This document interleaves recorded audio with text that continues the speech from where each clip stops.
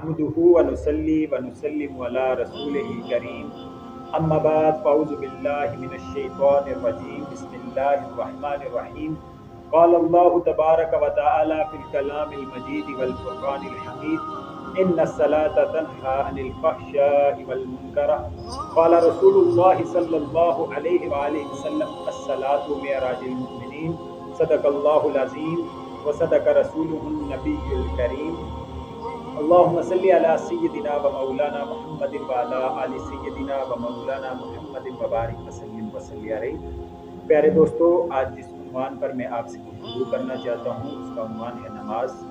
अल्लाह रब्बुल इज़्ज़त ने कुरान पाक में 700 से ज़ायद मरतबा नमाज का जिक्र फरमाया और बार बार अल्लाह पाक ने इरशाद फरमाया, नमाज कायम करो, नमाज कायम करो, नमाज कायम करो।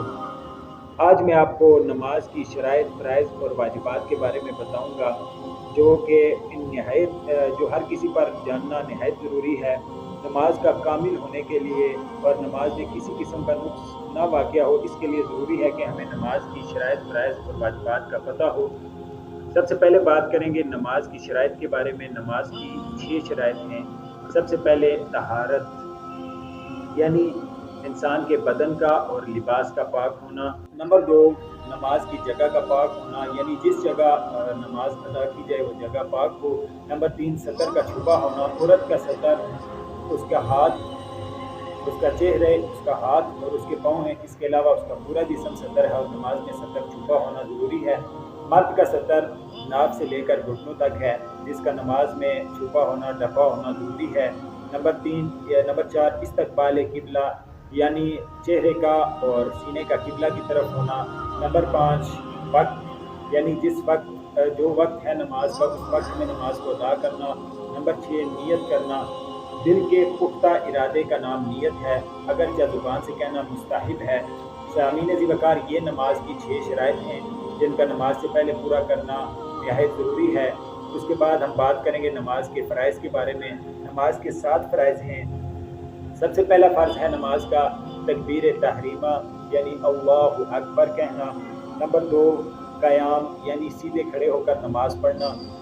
अहबाब ज़िवकार, अक्सर हमारे देखने में आता है कि अगर इमाम साहब जमात करा रहे हैं और पीछे से कोई मुक्तदी आता है और इमाम साहब रुकू की तरफ चले गए हैं तो वो आता है तकबीर तहरीमा कह के सीधा रुकू की तरफ चला जाता है, वो क़याम नहीं करता। तो ये अच्छी चीज़ नहीं है। इससे आपका फ़र्ज़ छूट जाता है, जो क़याम करना फ़र्ज़ है वो आपका रह जाता है, जिससे आपकी नमाज कामिल नहीं होती। तो इसलिए जब भी नमाज के लिए खड़े हो या आप इमाम साहब के पीछे, तो सबसे पहले अपनी कमर सीधी करके खड़े हो जाएं। फ़र्ज़ नमाज, वाजिब नमाज और वितर नमाज में क़याम फ़र्ज़ है, इसमें आप बैठकर नमाज नहीं पढ़ सकते।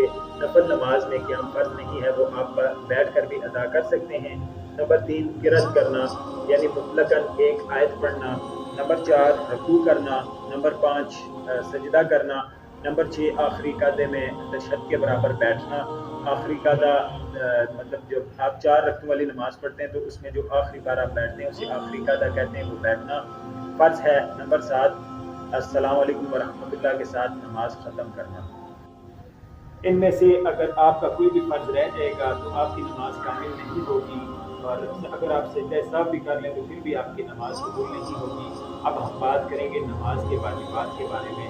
नमाज के 14 वाजिबात हैं और अगर इनमें से कोई वाजिब आपका रह जाता है तो आप पर सजदा साहब लाजिम हो जाता है, और अगर आप सजदा साहब भी अदा नहीं करते तो फिर आपकी नमाज नहीं होगी, आपको नमाज वापस लौटाना पड़ेगी।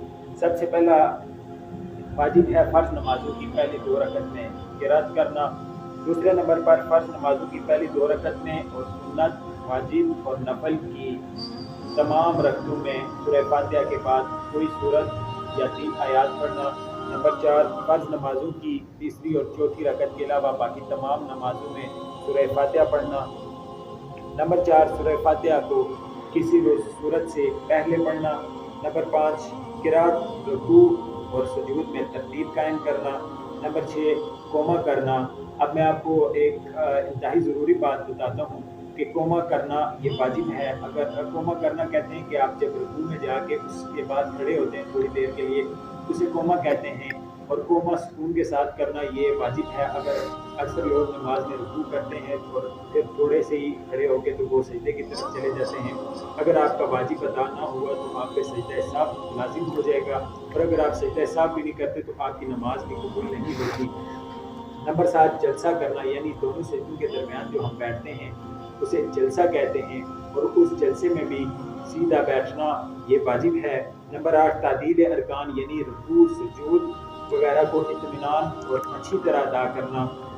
نمبر 9 قعدہ اولا، یعنی 4 رکعات والی نماز میں پہلی 2 رکعات کے بعد تشہد کے برابر بیٹھنا۔ نمبر 10 دونوں قعدوں میں تشہد پڑھنا۔ نمبر 11 امام کا فجر، مغرب، عشاء، عیدین، تراویح اور رمضان کے وطروں میں بلند آواز سے قرأت کرنا۔ وطر میں قنوت کے لیے تکبیر کہنا اور قنوت پڑھنا۔ نمبر 12 وطر میں قنوت کے لیے تکبیر کہنا اور قنوت پڑھنا۔ اس کے بعد عیدین کی نماز میں زائد تکبیرات کہنا، اور اس کے بعد السلام علیکم ورحمۃ اللہ کے ساتھ نماز ختم کرنا۔ سامعین، یہ تھے نماز کے واجبات جن کا نماز میں ادا کرنا، ان پر عمل کرنا، اچھی طریقے سے انہیں ادا کرنا ضروری ہے۔ اگر آپ کا کوئی بھی واجب رہ جاتا ہے تو آپ پر سجدہ سہو لازم ہو جاتا ہے، اور اگر آپ سجدہ سہو بھی ادا نہیں کرتے تو آپ کی نماز کامل نہیں ہوگی، آپ کو نماز واپس لوٹانا ہوگی۔